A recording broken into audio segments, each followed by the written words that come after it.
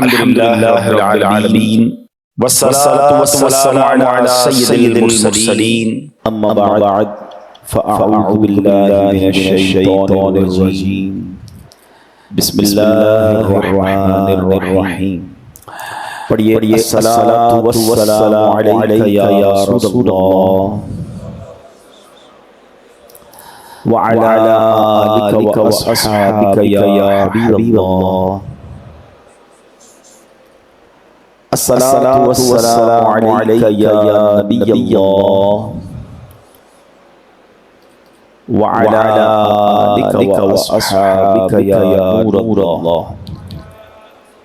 درود پاک پڑھنے کے بے شمار فضائل و برکات ہیں. بڑی پیاری کتاب ہے، اس کا نام ہے اربعین تاتار. اس کی مختلف قسطیں ہیں. اس کی والیوم نمبر 2 میں پیج نمبر 15 ہے اور حدیث پاک نمبر 15 ہے. اللہ کے نبی علیہ السلام فرماتے ہیں من صلی علی لم یلج النار. آقا فرماتے ہیں جو مجھ پر درود پاک بھیجے گا وہ آگ میں داخل نہ ہوگا. لیکن ہم سب چاہتے ہیں کہ جہنم کی آگ سے بچ جائیں. یاد رہے کہ جہنم کی آگ دنیا کی آگ سے 70 گنا زیادہ سخت خطرناک ہے، گرم ہے. اچھا دنیا کی آگ کتنی گرم ہے. ایک تو ہمارے چولہے پر آگ ہے، اس آگ پر بھی ہم 2 سیکنڈ ہاتھ نہیں رکھ سکتے. غلطی سے سگریٹ پیر رہ جائے چیخ نکل جاتی ہے. مگر ہماری دنیا میں اب جو آگ بنا لی گئی ہے جہاں تک اس گرمی ہے، مثال کے طور پہ اسٹیل وغیرہ چلا جائے جہاں پٹیاں لگی ہوئی ہیں تو وہاں تو بتایا جاتا ہے کہ 700 800 1000 سینٹیگریڈ کی گرم آگ ہوتی ہے جو لوہے کو پگھلا دیتی ہے. گولڈ والے جو ہوتے ہیں سونارے ہوتے ہیں ان کی آگ ایسی سونے کو پگھلا دیتی ہے. ٹھیک ہے نا. پھر یہ جو والکینوز ہوتے ہیں آتش فشاں پہاڑ پڑتے ہیں تو اس کا جو لاوا ہوتا ہے بتایا جائے آس پاس کے پورے علاقے کو بسم کر کے رکھ دیتا ہے. تو یہ ساری دنیا میں موجود آگے ہیں. اور جہنم کی آگ کے بارے میں فرمایا وہ اس سے بھی 100 گنا زیادہ سخت ہے. تو ایک لمحہ بھی کوئی اس آگ کو برداشت نہیں کر سکے. ہم اللہ سے دعا کرتے ہیں کہ اللہ ہمیں لمحہ بھر بھی جہنم میں داخل نہ فرمانا. تو ہمیں دعائیں بھی کرتے رہنا چاہیے اور جہنم سے بچنے کا سامان بھی کرتا رہنا چاہیے. اب یہ درود پاک کی جو فضیلت ہے کہ اللہ پاک فرماتے ہیں جو مجھ پر درود پاک بھیجے گا وہ آگ میں داخل نہیں ہوگا. تو ہمیں کثرت سے درود پاک پڑھتے رہنا چاہیے. آئیے مل کر محبت کے ساتھ باواز درود پڑھ لیں. صلو علی الحبیب صلی اللہ تعالی علی محمد صلی اللہ علیہ وسلم. الحمدللہ کوشش کرتے ہیں قرآن پاک کے حوالے سے کچھ پیاری آیتیں سنیں اور اس سے جو میسیج ملتا ہے جو پیغام ملتا ہے وہ جانتے ہیں. قرآن واقعات بھی ڈسکس کرتے ہیں اور پھر الحمدللہ اللہ نے جو مومنوں سے گفتگو کی ہے وہ آیتیں بھی ہم وقتاً شامل کرتے ہیں. آج قرآن پاک کا بڑا تاریخی واقعہ ہم جانیں گے اور اس واقعے میں ہم سب کے لیے بہت سیکھنے کے لیے اللہ قرآن میں ارشاد فرماتا ہے اِنَّا بَلَوْنَاهُمْ كَمَا بَلَوْنَا أَصْحَابَ الْجَنَّةِ إِذْ أَقْسَمُوا لَيَصْرِمُنَّهَا مُصْبِحِينَ وَلَا يَسْتَثْنُونَ فَطَافَ عَلَيْهَا طَائِفٌ مِّن رَّبِّكَ وَهُمْ نَائِمُونَ. پارہ 29 ہے، 29واں پارہ ہے. سورہ قلب ہے. آیت نمبر 17 سے 19 ہے. ایک اور بڑی پیاری بات سمجھنی ہے. 2 آیتیں یقین کریں 2 آیتوں میں ایک ایسا واقعہ قرآن نے بیان کر دیا اور اس میں اتنا کچھ سکھا دیا گیا. اب آپ سنیں گے بیان کو اندازہ ہو جائے گا. لیکن جو میں سمجھانا چاہ رہا ہوں کہ 1-2 آیتوں میں اتنا کچھ پتہ چل جاتا ہے. تو اگر پورا قرآن کو انڈرسٹینڈ کرے 6600 سے زیادہ آیتیں تو کتنے خزانے کتنی نعمتیں کتنی برکتیں ہمیں مل جائیں گی. ہمیں پتہ ہی نہیں قرآن میں خزانے کتنے، قرآن میں علم کتنا ہے، قرآن میں نور کتنا ہے، قرآن میں شفا کتنی ہے. ایکسپلور ہی نہیں کرتے نا. ہمارا قرآن سے تعلق ہے مگر ہمارا تعلق کیا ہے؟ قرآن کو چوننا ہے، قرآن کو گھر میں رکھنا ہے، قرآن خانی کروانی ہے گھر میں. انتقال کسی کا ہو جائے قرآن خانی نیا گھر لیا قرآن نیا کاروبار لیا تو میں نہیں کہتا قرآن خانی کروانی. لیکن کیا قرآن سے وسیع ہے کہ بس برکت کے لیے اس سے فائدہ کیا ہے اس کے پتہ ہی نہیں ہے. اچھا ایک پھر یہ بھی پرابلم ہے کہ جس گھر میں قرآن خوانی ہو وہ خود بھی نہیں پڑھ رہا ہو، بچے پڑھتے ہوتے مدرسے کے، رسم بن گیا ہے قرآن پڑھنا. نہیں، یہ خزانہ ہے، اس کے جتنا غور لگائیں گے اتنے موتی ملیں گے. ہمارا تعلق وہی ہے جو میں نے کئی بار سنا ہے کہ بوڑھی خاتون تھیں، بیمار تھیں، اور اس نے بڑے پیسے جمع کر کے بیٹے انہوں نے بھیج دیا کہ چلو جاب کرے گا، پیسے کمائے گا، میرا بھی علاج ہو جائے گا، گھر بھی بنا لوں گی. بچہ گیا، بچے سے پیار بڑا کرتی تھی، بچہ بھی ماں سے بڑا پیار کرتا تھا. بوڑھی ماں تھی، غریب تھی، جتنے پیسے سارے بچے پہ لگا دیے. تھوڑے عرصے بعد بچے نے خط بھیجا، ماں نے خط دے کے ولایت سے بیرون ملک سے خط چوما اور رکھ لیا. ماں کو پڑھنا تو آتا تھا، اگلے مہینے پھر خط آیا، ماں نے چوما رکھ لیا. ہر مہینے خط آ رہا، ہر مہینے چنتی رہی، دراز میں رہی، پیسے تھے نہیں، بیماری بڑھ گئی، غربت بڑھتی گئی، ماں کا انتقال ہو گیا. انتقال ہوا تو صفائی کرنے کے لیے آس پڑوس سے خواتین آئیں، دراز کھولی تو بہت سارے لفافے تھے. یہ وہی لفافے جو ہر مہینہ بیچتا تھا. جب ان لفافوں کو کھولا گیا ہر لفافے کے اندر منی آرڈر تھا. ہر لفافے میں بچے نے ماں کے لیے پیسے بھجوائے، ماں کو پڑھنا ہی نہیں آتا، چنتی تھی بس، خزانہ اندر رہ گیا. اگر یہ سارے پیسے کیش ہو جاتے تو اچھی جگہ علاج بھی کروا لیتی، شاید گھر بھی اچھا کر لیتی، لیکن پڑھنا نہیں آتا تھا. بہت بڑی تھی. کچھ ایسا ہی معاملہ نہیں قرآن کے ساتھ ہمارا. چومتے ہیں، آنکھوں سے لگاتے ہیں. اندر کیا ہے، اللہ نے کیا فرمایا ہے، ہمارے لیے میسج کیا ہے، اس کے بارے میں احساس ہی نہیں. اور ایسا بھی نہیں کہ بہت مشکل ہے.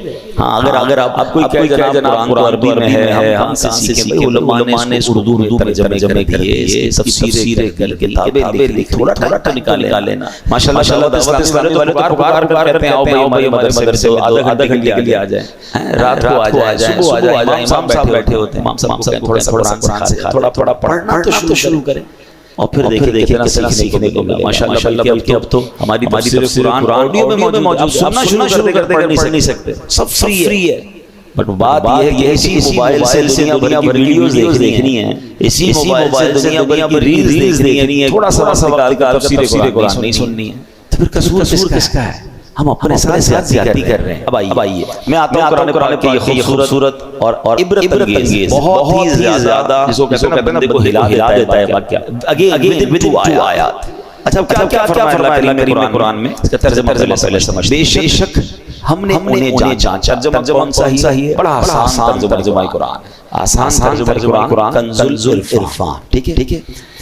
بے شک ہم نے انہیں جانچا جیسا باغ والوں کو جانچا تھا. جب انہوں نے قسم کھائی کہ ضرور صبح ہوتے ہی اس باغ کاٹ دیں گے، اور انشاءاللہ نہیں کہہ رہے تھے، تو اس باغ پر تیرے رب کی طرف سے پھیری کرنے والا پھیری کر گیا جبکہ وہ سو رہے تھے.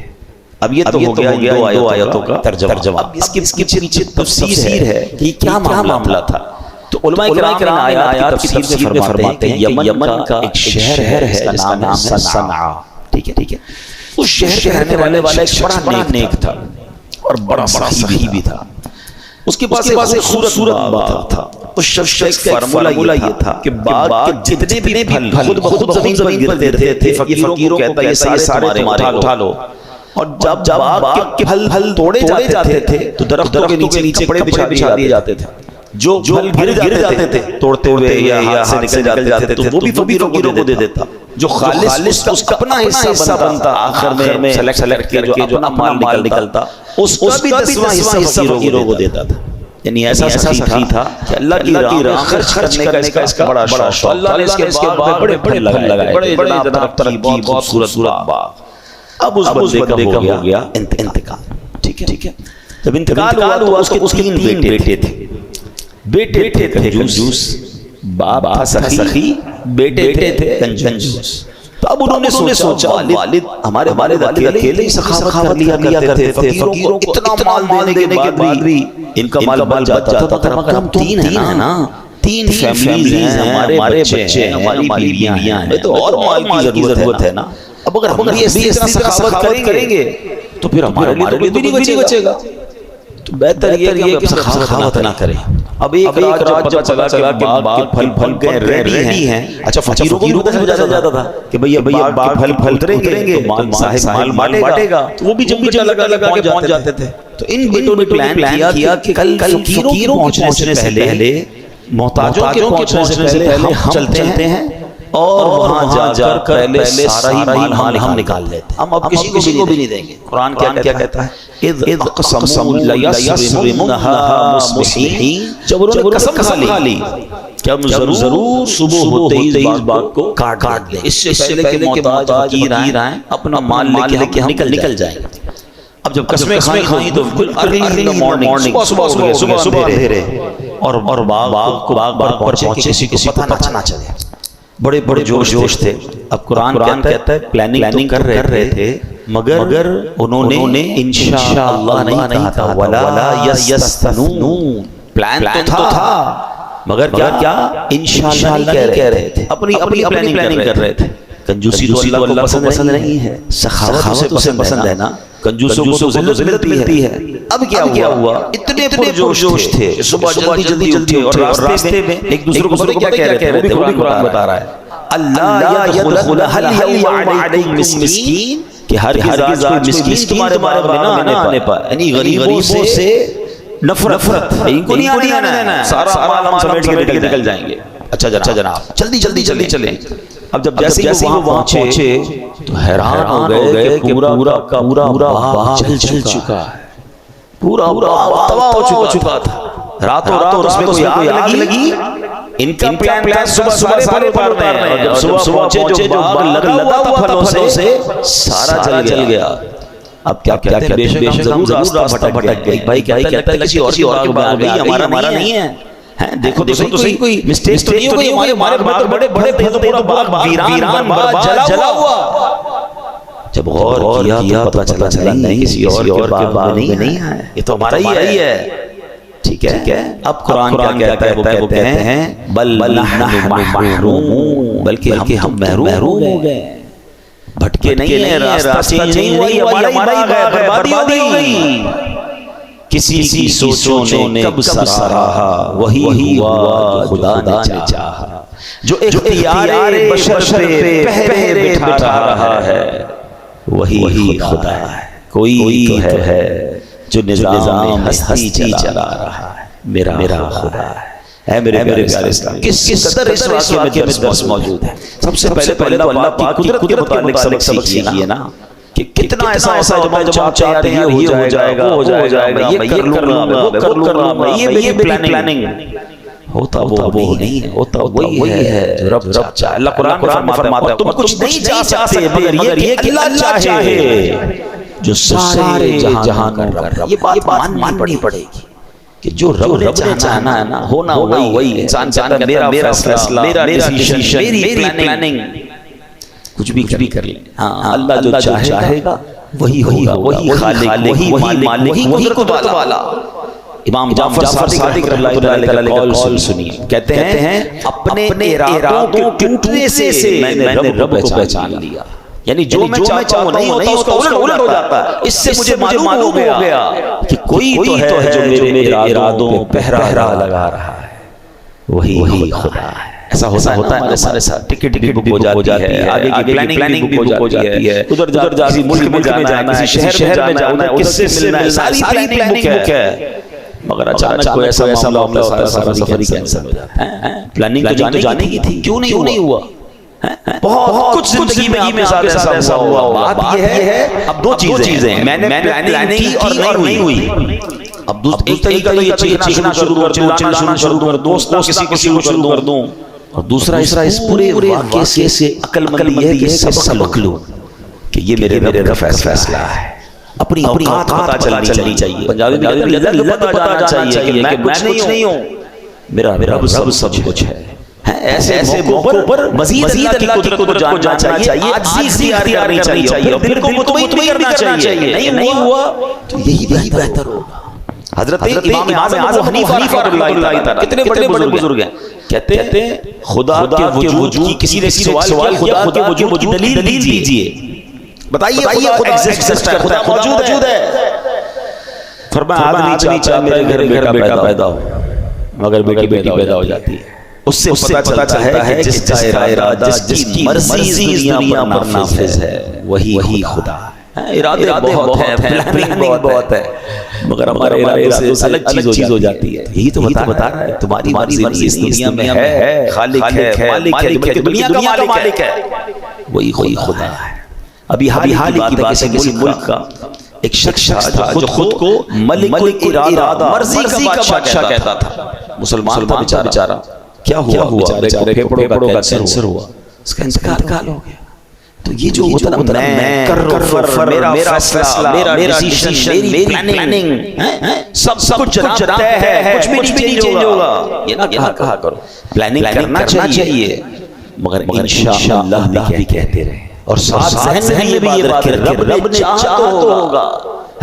سبحان اللہ، زمین میں اللہ کی مرضی نافذ ہے، صرف اسی کا چلتا ہے، وہ غالب ہے۔ قرآن کریم میں کیا فرمایا؟ وَهُوَ الْقَاهِرُ فَوْقَ عِبَادِهِ، وہی اپنے بندوں پر غالب ہے۔ غرض یہ کہ بات اپنے ذہن میں بٹھانی چاہیے کہ اس دنیا میں مرضی صرف اللہ پاک کی چلتی ہے۔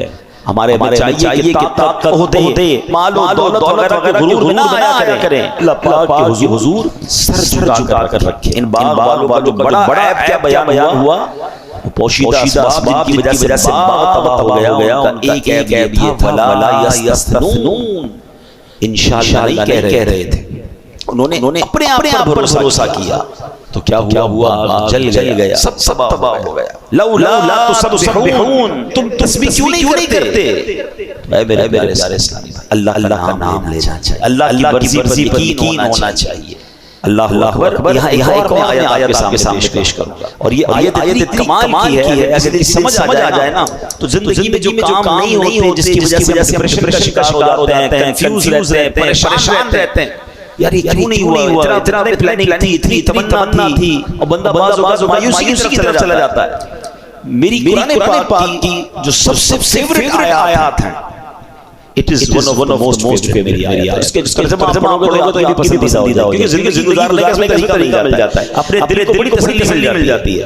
اللہ قرآن مجید میں ارشاد فرماتا ہے وَعَسَىٰ أَن تَكْرَهُوا شَيْئًا وَهُوَ خَيْرٌ لَكُمْ وَعَسَىٰ أَن تُحِبُّوا شَيْئًا وَهُوَ شَرٌّ لَكُمْ وَاللَّهُ يَعْلَمُ وَأَنْتُمْ لَا تَعْلَمُونَ۔ اللہ قرآن میں فرماتا ہے قریب ہے کہ کوئی بات تمہیں ناپسند ہو، ہمیں کہتے ہیں یہ نہیں ہونا چاہیے، بیٹی نہیں ہونی چاہیے، ماں باپ بیٹی کو برا سمجھتے ہیں، بیٹی تو رحمت ہے، چلے اس کے علاوہ بھی بہت ساری چیزیں پسند نہیں ہوتی۔ اللہ فرماتا ہے قریب ہے کہ کوئی بات تمہیں ناپسند ہو، حالانکہ وہ تمہارے ہاں بہتر ہو، تم اسے برا سمجھ رہے ہو، بعد میں پتہ چلتا ہے یار یہ بہتر تھا۔ ایسا کئی بار آپ کے ساتھ ہوا ہوگا کہ کوئی چیز ملی یا کوئی آپ کے بارے میں فیصلہ ہوا، بڑا ویلا مچایا، بڑا افسوس کیا، تھوڑے عرصے بعد چلا یہی بہتر تھا۔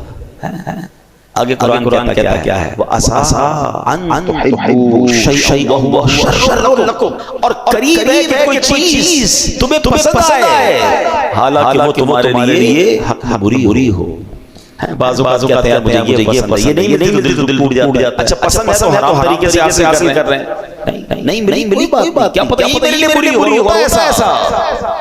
لیکن اگلی جو آیت جو ہے نا وہ ادھر اللہ کرے نقش ہو جائے۔ اللہ فرماتا ہے اللہ یعلم وانتم لا تعلمون، اللہ جانتا ہے اور تم نہیں جانتے۔ یہ بات سمجھ لیجیے، ہم نہیں جانتے ہمارے لیے کیا بہتر ہے، اللہ صحیح کہنا ہے نا، تو جانتا ہے، ہمارے لیے بہتر فیصلہ فرما دے، ہمیں بہتر عطا فرما دے، اور جو رب فرمائے اس پر یقین، اس پر اطمینان، اس پر سکون ہونا چاہیے، اللہ کا فیصلہ ہے۔ جس دن آپ کو یہ فیصلہ یقین مل گیا نا، پھر آپ کی زندگی بڑی آسان ہو جائے گی۔ تو ان باغ والوں نے پلاننگ کی تھی، غریبوں کا حق یا غریبوں میں جو سخاوت تھی، جو بانٹتے تھے، اس سے انہیں محروم کرنے کی، اور پھر انشاءاللہ اللہ بھی نہیں کہا، اپنی پلاننگ کرتے رہے اور سب برباد ہو گیا۔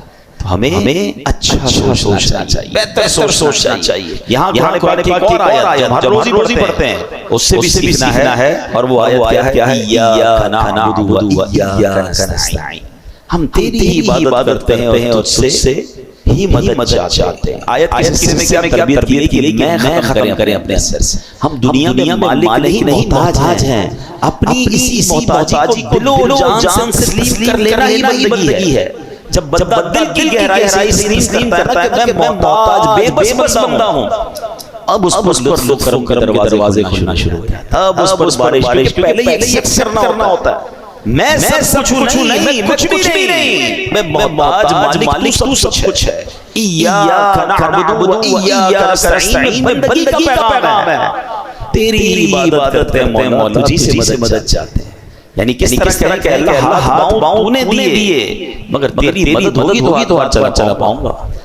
مولا میرے پاس پاؤں نہیں دیے ہیں, مگر میں جب نہیں چل سکتا جب تیری مدد نہیں. دیکھیں پاؤں والے, پاؤں ہیں جسے چل نہیں پا رہے, ہاتھ ہیں جسے اٹھا نہیں پا رہے, بھائی باڈی میں تو لگے ہوئے ہیں ہاتھ, مگر ہاتھ کام نہیں کر رہا ہے. انگلیاں بند نہیں ہو رہی ہیں, پکڑ نہیں پا رہے, پیر ہے چل نہیں پا رہے. پتہ چلا پیر کمال نہیں ہے, اللہ کی طرف سے توفیق ہوگی, مدد ہوگی تو پیر چلے گا. ہاتھ ہونا کمال نہیں ہے, ہاتھ میں رب کی طرف سے دی گئی طاقت ہوگی تو ہاتھ چلے گا نا. زبان منہ میں ایگزسٹ کرتی ہے لوگوں کے, جتنے بغیر تھوڑی ہوتے ہیں. باڈی پارٹ ہے اگر بول نہیں پا رہے. اللہ کی مدد ہوگی, اللہ عطا فرمائے گا تو بندہ بول پائے گا. آنکھیں لگی ہوئی ہوتی ہیں, بغیر آنکھوں والے نہیں ہوتے. ان کی باڈی میں آنکھیں فکس ہیں. ہمارے جیسی آنکھیں بعض اوقات یقین نہیں آتا اندر, بالکل اچھی آنکھیں صاف ستھری نظر آ رہی ہیں اس کی آنکھیں. اچھا دیکھ بھی میرا دیکھ رہا ہے, مگر اس کچھ نظر نہیں آ رہا. پتا چلا کہ یہ بات اجاگر بار دل میں کرنی ہے. مولا سب کچھ دیا ہے تو نے, مگر اس کا فائدہ مجھے جب پہنچے گا جب تو چاہے تیری مدد ہوگی, میں محتاج. جب بندہ اس طرح رب سے کنیکٹ ہو جاتا ہے نا, اس طرح رب کی بارگاہ میں رجوع آتا ہے اور یہ ایکسپٹ کرتا ہے دل سے, ایاک نعبد و ایاک نستعین, تیری ہی عبادت کرتے ہیں, تجھی سے مدد چاہتے ہیں, محتاج تو مالک.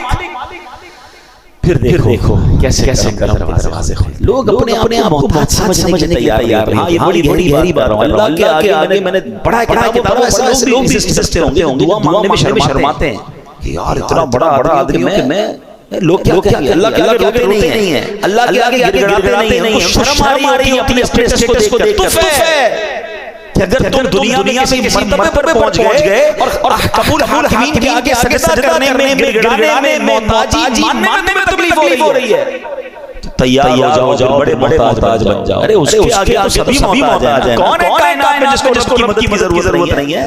اگر آج مرتبہ, عزت, شہرت, دولت, کوئی مقام, کوئی اسٹیٹس ہے بھی میرے پاس تو دیا کس نے؟ ہم تو یہ سب کہتے ہیں کہ باپ کے آگے کبھی بڑا آدمی ہو گیا. یہ بھی غلطی کرتے ہیں لوگ. اگر کوئی عزت مل جاتی ہے, دولت مل جاتی ہے, اسٹیٹس مل جاتا ہے تو امی ابو کہہ رہے ہو بڑا افسر بن گیا, بڑا آدمی بن گیا. نہیں ہوتا. پتہ نہیں میرے آگے پیچھے لوگ کتنے ملازمین ہیں. نہیں, دنیا کے لیے کچھ بھی ہو, ماں باپ کے آگے بچے بن کر پیر دبائیں.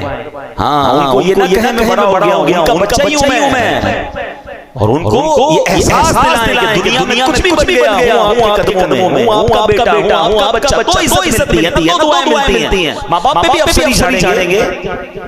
ماں باپ پھر بھی ماں باپ ہے, وہ تو رب ہے نا, خالق کائنات کے آگے تو میں محتاج کچھ بھی نہیں.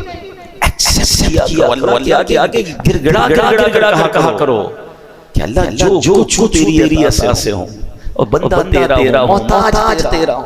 جس یہ کیفیت دل میں پیدا ہوئی نا کہ اللہ کے آگے بندہ سرنڈر کرتا نظر آئے, عاجزی کرتا نظر آئے, محتاجی کا اظہار کرتا نظر آئے, پھر دیکھو اس کی بارگاہ سے کرم کیسے دروازے کھلتے ہیں. یہ یاد رکھنا. پھر آپ دیکھیں انشاءاللہ شعر ہے بڑا پیارا حمد کا.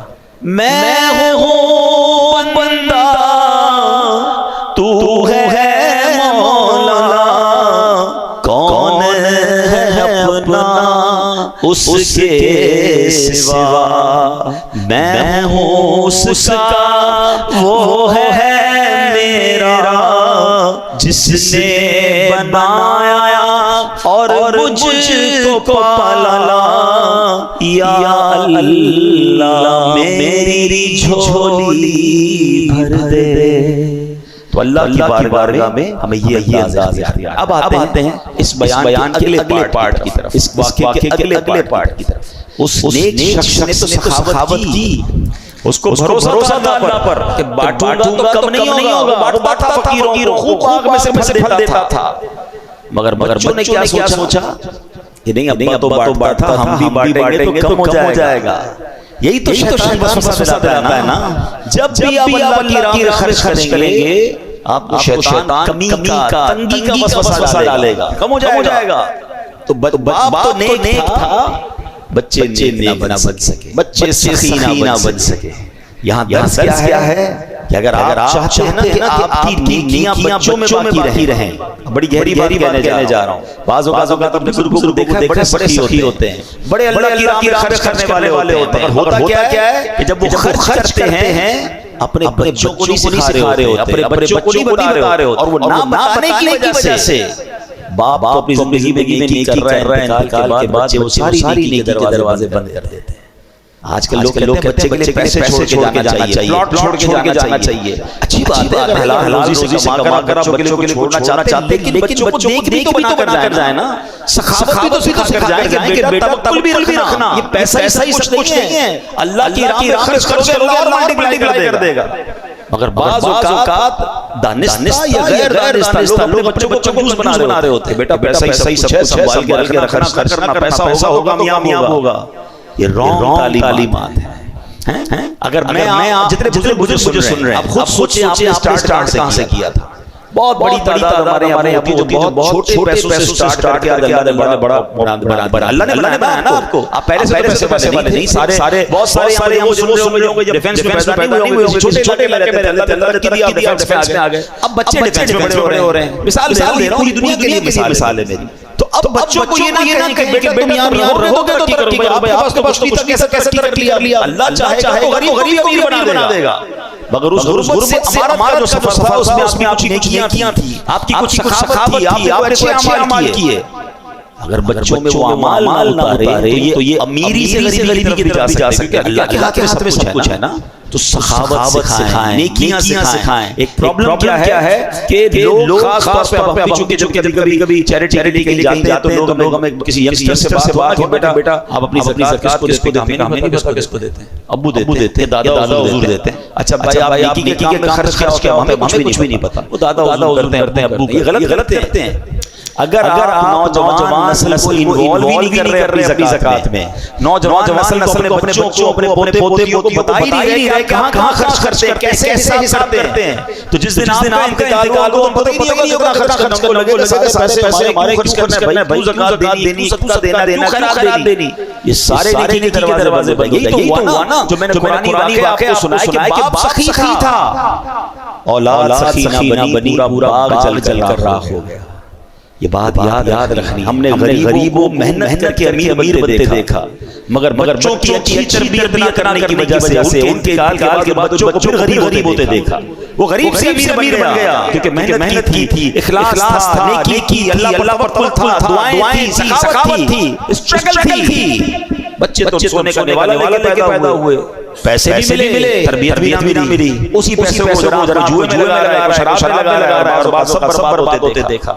نہیں، صرف پیسہ چھوڑ کے نہیں جانا ہے، اچھی تربیت چھوڑ کے جانا ہے، ان کو اپنے نیکی کے کاموں میں انوالو کریں۔ علماء نے کہا اپنے بچے کو سخی بنانے کا طریقہ یہ ہے کہ جب بھی نیکی کا کام کرے بچے کے ہاتھ سے کروائے، سخاوت کرے، اپنی اولاد کو بتا کر کرے، آپ بھی کرو، اس کے ہاتھ سے دلوائے، تاکہ یہ پریکٹیکل ٹریننگ ہے کہ ہمارے ابو اس طرح بانٹتے تھے، ہمارے دادا اس طرح بانٹتے تھے، گھر میں یہ نیکی ہوتی تھی، گھر میں یہ ختم ہوتا تھا، گھر میں اس بزرگ جب یوم منایا جاتا تو غریب کھانا کھلایا جاتا۔ کتنے ایسی چیزیں روایتیں ختم ہوتی جا رہی ہیں کیونکہ سارے اپنے ہاتھ میں رکھے ہم نے، بچوں کی ٹریننگ نہیں کی۔ ایسا نہ کریں، انوالو کریں، بچہ کہاں ہے وہ اس کا کھیلنا کاروبار کرنا، ابا سارے نیکی کے کام بالکل کیجیے آپ، مگر نیکی کے کام میں اپنے بچوں کو انوالو کیجیے۔ یہ نیکیاں باقی رہیں گی، آپ میں سے بہت سارے وہ جو 40+ ہیں، اگر میرے اور آپ کے اندر کوئی نیکی ہے تو ہمارے باپ کی وجہ سے انہوں نے سکھایا تھا، ہمیں ساتھ بٹھا کر سکھایا تھا، مگر ہماری جنریشن کا گیپ ہے، ہم نہیں سکھا رہے، ہم ڈسکس نہیں کر رہے ان چیزوں کو۔ یہ قرآنی واقعہ پکار کے کہہ رہا ہے کہ باپ سخی تھا، فقیروں کو بانٹتا تھا، بیٹوں کی غلط نیت بنی، وہ باغ جل کر راکھ ہو گیا۔ تو یہ نہ کریں. اور اللہ کو سخی کتنا پسند ہے. سبحان اللہ. چند چیزیں آپ کو سناتا ہوں تاکہ اللہ کی راہ میں خرچ کرنے کا جذبہ بیدار ہو. بہت خوبصورت واقعہ سنیے. توکل کی دیکھیں بچوں کی ٹریننگ کیسے ہوتی ہے. ایک بزرگ احمد بن حرب رحمۃ اللہ تعالی انہوں نے اپنے بچے کی تربیت کیسے کی. وہ کیا کرتے تھے؟ انہوں نے بچوں کو توکل سکھانا تھا. اللہ پر بھروسہ کرنا. انہوں نے کہا بیٹا جب بھوک لگے نا دعا کرنی ہے اللہ سے. کسی اور سے نہیں مانگنا. اللہ سے مانگنا یا اللہ کھانا چاہیے. اپنی زوجہ کو جب بھی بیٹا دعا کرے نا اس کے گھر میں اس نے پورا دیوار سوراخ بنایا. پیچھے چپکے سے کھانا رکھ دینا ہے اس میں. بیٹا اس سوراخ کے پاس جا کے اللہ کی بارگاہ میں دعا کرتا یا اللہ بھوک لگی ہے. تھوڑی دیر بعد سوراخ سے کھانا مل جاتا. اس کی ٹریننگ یہ ہونے لگی کہ جب بھی کوئی مشکل ہو اللہ سے مانگنا. کئی مہینے گزر گئے. روزانہ اس کو اسی طریقے سے کھانا دیتی جب وہ دعا مانگتا. ایک دن اس کی ماں جو گھبرا گئی اور اپنے شوہر کے پاس آئی کہ عجیب معاملہ ہوا. کیا ہوا؟ کہتی آج کھانے کا وقت تھا. بیٹا دعا کا ٹائم تھا. میں مصروف ہو گئی. میں دوڑی کھانا نہیں ملے گا. کیا سوچے گا؟ تو میں گئی تو کیا دیکھتی ہوں بیٹا کھانا کھا رہا ہے. میں نے کہا بیٹا کھانا کدھر سے ملا؟ کہا اللہ نے دیا. کہاں سے ملا؟ اسی سوراخ سے روز ملتا ہے. تو میں پریشان. میں نے تو کھانا نہیں رکھا. کھانا کیسے مل گیا؟ حضرت احمد بن حرب مجھے اسی دن کا انتظار تھا. اب تمہیں کھانا دینے کی ضرورت نہیں ہے. اس کا کنیکشن ایسا ہو گیا اس کو غیر خزانوں سے ملنا شروع ہو گیا. یہ بچے کی تربیت کا انداز تھا نا کہ اللہ سے مانگنا ہے. بیٹا اللہ پر بھروسہ رکھنا ہے. ہم کہتے بیٹا پیسے ہوں گے کام ہوگا. پیسے تعلقات بنا مشکل میں پھنس جائے گا. تیرے رابطے نہیں ہوں گے تو آگے جا کے ڈیفیکلٹ ہو جائے گا. سکھاؤ کہ اللہ سے دوستی کر. اللہ کو راضی کر. پیسے چھوڑ کر جاتے ہیں مگر تربیت کے نہیں جاتے. عمر بن عزیز رضی اللہ تعالی عنہ کا واقعہ سنیں. آپ کا جب انتقال ہوا امیر المومنین تھے. آج کے دور کے پرائم منسٹر. پوری آدھی دنیا پر گویا حکومت تھی. ہمارا اس طرح کا بندہ نہیں کتنے خراب بنا لیتا. انتقال ہونے لگا تو بہت تھوڑے پیسے چھوڑ کے جا رہے تھے. کسی نے کہا حضرت آپ اتنی بڑی شخصیت اپنے بچے چھوڑے بچے کچھ نہیں اتنا خرچ کر دیا اللہ کی راہ. کیا کمال کا جواب دیا ہے. فرماتے بچے اگر میرے نیک ہوئے نا تو اللہ تھوڑوں میں بھی بہت برکت ڈال دے گا. اور بچے اگر غلط ہیں حرام کرنے والے کے لیے چھوڑنا ہی ٹھیک نہیں تھا. کیونکہ چھوڑ کے غلط کریں گے قبر میں مار پڑتی ہے نا. کتنی کمال کی بات. ہم اس پرابلم میں اس سوچ میں پڑے ہوئے ہیں کہ بچوں چھوڑ دیا جائے. اب بچوں کی اچھی تربیت کر کے چھوڑا جائے. باقی اللہ مالک ہے. اللہ دینے والا ہے. اگر اللہ کے نیک بندے ہوئے اللہ غیب کے خزانے سے عطا کر دے گا. اور اگر اللہ کو ناراض کرنے والے ہوئے آپ اربوں روپے چھوڑ دیں وہ برباد ہو سکتے. چل گیا قرآن کا واقعہ میں نے آج آپ کو سنایا. ہم نے دیکھے برباد ہوتے ہوئے. آپ بھی دیکھے ہوں گے کہ باپ نے اتنے پیسے چھوڑے اور بچے بینک ہو گئے. کیوں کہ ان کی عادت ہی ٹھیک نہیں تھی. نہ صدقات تھا نہ خیرات تھی نہ نیکی تھی نہ باپ کی لیگیسی تھی. کاش یہ بات سمجھ آئے. بچوں کو سخی بنائیے. اپنے آپ کو بھی سخی بنائیے. کنجوسی سے لیے. دو حدیثیں سنا کر باتیں تو بہت ساری ہیں لیکن چونکہ بیان ختم ہوا. آج ہمارا یہ مائنڈ سیٹ ہوتا ہے کسی بڑی شخصیت سے دعا کروانا. اچھی بات ہے. نیک کوئی عالم دین بزرگ مل جائے اچھی بات دعا کرنی چاہیے. مگر آج میں آپ کو سنا رہا ہوں کہ اگر میں آپ کو یہ کہوں کہ روز صبح آپ کے لیے فرشتے دعا کریں گے. اس سے اچھی بات ہے صبح ہوتے ہی میں سو رہا ہوں فرشتے دعا کر رہے ہوں. ہاں اب کون لوگ فرشتے دعا کرتے ہیں اور کچھ بدنصیب ایسے ہیں کہ روزانہ فرشتے بربادی کی بھی دعا کرتے ہیں. اب سنیے نبی پاک صلی اللہ علیہ وسلم فرماتے ہیں حضرت ابو ہریرہ رضی اللہ عنہ حدیث کے راوی ہیں ما من یوم یصبح العباد فی الا ملکان ینزلان. آقا فرماتے ہیں کوئی ایسا دن نہیں ہوتا جس پہ بندے سویرا کریں اور فرشتے نہ اتریں. جن میں سے ایک کہتا ہے اے اللہ پاک سخی کو زیادہ اچھا بدلہ دے اور دوسرا کہتا ہے اے اللہ پاک کنجوس کو برباد کر دے. اب سوچ لیجئے سخی کے لیے روز فرشتہ دعا کر رہا ہے اور جو مال روکے ہوئے زکات دے رہا ہے صدقہ دے رہا ہے اللہ کی راہ میں خرچ کر رہا ہے. خرچ کرتا ہے تو برا لگتا ہے اس کو. نہ غریبوں کی مدد کر رہا ہے. کنجوس ہے مال کا حق ادا نہیں کر رہا. روز فرشتہ دعا کر رہا ہے اللہ اس کو برباد کر. تو پھر تو برباد ہی ہونا ہے نا. تو سخاوت یہ اللہ بڑی پسند ہے. اللہ اکبر. ایک بار اور بڑی پیاری حدیث ہے. نبی پاک علیہ السلام کی بارگاہ میں ایک صحابی ہیں قیس انصاری رضی اللہ. آپ رائے میں بہت خرچ کرتے ہیں. اچھا ان کے بھائیوں کو شکایت بتاتے ہیں اللہ کے رہتے رہتے ہیں. نبی پاک کے پاس شکایت آ گئی. پیارے حضرت قیس کو بلایا کہ بھائی تمہاری شکایت آئی اتنا خرچ کرتے ہو. کہتے ہیں یا رسول اللہ میں اپنی آمدنی سے اپنا حصہ نکال لیتا ہوں جتنی مجھے ضرورت ہے باقی اللہ کی راہ میں خرچ کر دیتا ہوں. نبی پاک یہ سن اتنا خوش ہوئے، پیارے اتنا راضی ہوئے، آقا نے اس کے سینے پر ہاتھ رکھ کر 3 بار فرمایا انفق ينفق الله عليك، انفق ينفق الله عليك، انفق ينفق الله عليك. کیا فرمایا؟ خرچ کر اللہ مزید عطا فرمائے گا، خرچ کر اللہ مزید عطا فرمائے گا، خرچ کر. ایک اور روایت اس کے ترجمہ بڑا ہے، خرچ تجھ پر خرچ کیا جائے گا. جو روکتا ہے نا اس سے روک لیا جاتا ہے، جو خرچ کا ہے اس کو عطا کیا جاتا ہے. بس یہ بات اپنی زندگی کا فارمولہ بنا لیں. اچھا پھر شیطان ہے نا یار مولوی صاحب کہتے ہیں خرچ کرو جیب سے کمی ہو جائیں گے نا، بینک سے کمی ہو جائیں گے. اب خرچ کرنے والوں کو خرچ کر لینا، خرچ کرنے والوں کو خرچ کر لینا. اللہ کی راہ میں خرچ پوچھو ان سے کم ہو گیا تمہارا؟ کبھی نہیں ہوگا. پوری زکات دینے والے سے زیادہ زکات دیتا ہے، صدقہ خیرات کرنے والے سے زیادہ. کیوں کہ پیسے بڑھ رہے، عشر دینے والا عشر فیصد جاتا ہے نا. 100 من نکلا زمین سے 10 من دینا ہے، اللہ کی راہ میں کچھ مسائل میں 5 من دینا ہے اس کی. لیکن اگر 100 میں سے 10 دے رہے تو 90 ہو گیا. مگر اللہ 90 میں ایسی برکت ڈالتا ہے کہ اگلے سال فصل بھی بڑھتی ہے، مال بھی بڑھتا ہے، صحت بھی بڑھتی ہے، عافیت بھی بڑھتی ہے. تو بے شک میرے پیارے بھائی قرآن کے اس واقعے سے بہت ساری باتیں سیکھنے کو ملی کہ ہم نے اپنے بچوں کی اچھی تربیت کرنی ہے. کوئی بھی پلان کریں تو انشاءاللہ کہنا ہے، اور اللہ پر بھروسہ رکھنا، اپنے آپ پر بھروسہ نہیں رکھنا ہے. اور پھر سخاوت اللہ بڑی پسند ہے. کنجوسی سے خود بھی بچیں، اپنی اولاد کو بھی بچائیں. غریب کی مدد کریں، اللہ کی راہ میں خرچ کریں. یہ سارے پیسے آپ ہی کے اکاؤنٹ میں آتے ہیں. بہت سارے طریقے ہیں، آج کل لوگ کتنے پریشان ہیں. کسی غریب کی مدد کرنا. آج قرآن کے اس واقعے سے جو سبق ملا، اللہ مجھے بھی آپ کو بھی عمل کرنے کی توفیق فرمائے. آمین بجاہ نبی صلی اللہ علیہ وسلم.